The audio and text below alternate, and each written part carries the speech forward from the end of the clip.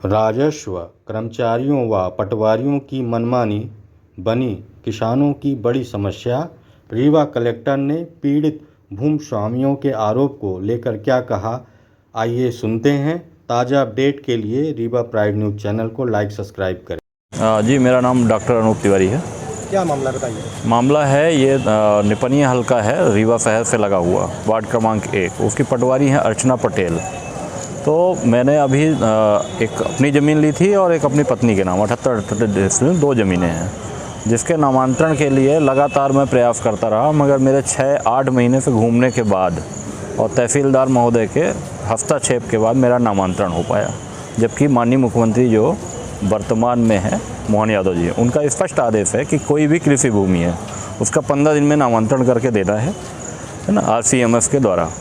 उसकी भी अवहेलना की गई और पटवारी द्वारा प्रतिवेदन ही मेरे 2 महीने के बाद दिया गया। और 6 महीने बाद तहसीलदार जो शिवशंकर शुक्ला जी हैं हुजूर, उनके हस्तक्षेप के बाद और मेरी CM हेल्पलाइन में कंप्लेन के बाद मेरा नामांतरण होता है, जो बड़े शर्म की बात है। और मैं आपको बहुत स्पष्ट रूप से ये कह दूं कि शासन की नीति है कि कोई भी पटवारी 3 साल के ऊपर एक स्थान पर नहीं रह सकता, मगर अर्चना पटेल पता नहीं जिस भी राजनीतिक रसूख के कारण आज पिछले 4 साल से एक ही हल्के में पदस्थ हैं और खुलेआम घूस मांगती हैं। 87 डिसमिल ज़मीन के नामांतरण के लिए उन्होंने 11 डिसमिल की ज़मीन के घूस मेरे से मांगी थी, जिसको मैंने नहीं दी।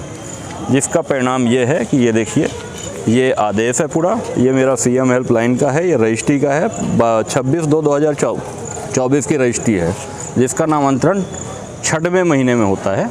और आज तक मैं बाकायदे आवेदन देने के बाद नपित और माननीय मुख्यमंत्री द्वारा भी उसका आपका अभियान चलाया गया था, तरमीम का, ज़मीनों का राजस्व अभियान। उसमें भी मेरा आवेदन दर्ज होने के बाद भी उनकी पटवारी अर्चना पटेल द्वारा अपनी तानाशाही के कारण बोला कि मैं आपका ना नक्शा तरमीम करूँगी और ना नाप करूँगी, जिससे आपको शिकायत करनी है, जहाँ आपको जाना है जाओ।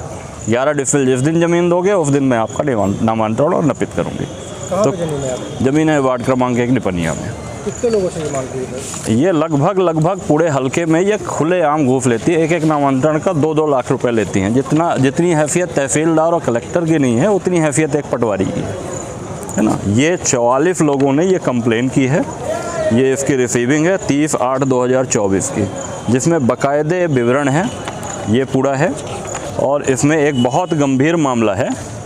गंभीर मामला मैं इसलिए बोलूँगा कि एक निपनिया के शंभू तिवारी हैं जो वयोवृद्ध हैं, 80 साल के ऊपर हैं। उनका और उनके भाई का एक फर्जी प्रतिवेदन बना 10 रुपये के स्टाम्प में, जो मुकेश तिवारी व्यक्ति द्वारा बनवाया गया। अब उसने पटवारी ने ये नहीं देखा कि हम मृत जो एग्रीमेंट हुआ है मृत व्यक्ति द्वारा किया गया है, उसमें उन्होंने प्रतिवेदन दिया, उसकी भी जाँच कराई जाए। मृत व्यक्ति एग्रीमेंट क्या कर सकता है, और मृत मतलब जो जीवित व्यक्ति है, शंभू प्रभात तिवारी 80 साल के हैं, उनके फर्जी फाइन मुकेश तिवारी ने किया था। फिर उनको एक मतलब पुलिस ने कार्रवाई करके लॉकअप में डाला, और वो उस सदमे के कारण मतलब उनका जो विवाद था पारिवारिक ख़त्म हो गया, आपसी फिर समझौता हुआ पुलिस हस्तक्षेप से, और उस सदमे के कारण अभी भी मुकेश तिवारी जाके नागपुर में भर्ती हैं, जीवन मौत की लड़ाई लड़ रहे हैं। एक अग्निहोत्री परिवार है निपनिया का ही, गुरु बाबा जिनको बोलते हैं, रीवा राजघराने के गुरु बाबा थे। उनके परिवार में भी इन्होंने ऐसे ही गलत प्रतिवेदन करके, एक पुनीत विश्वकर्मा नामक व्यक्ति है, उससे साठ गांठ करके पैसा लेके गलत प्रतिवेदन वगैरह दे के और उनकी ज़मीन ही गायब कर दी। 151 फीट ज़मीन उन्होंने बेची है, और 210 फीट में अर्चना पटेल ने कब्जा कराया है पैसा लेके। इस तरह का भ्रष्टाचार है। कितने लोगों से पैसा मांगती, कैसे रुपए मांगती है? खुलेआम पैसा मांगती, बोलती हैं कि हमको इतना पैसा दोगे यदि मान लीजिए आपने किसी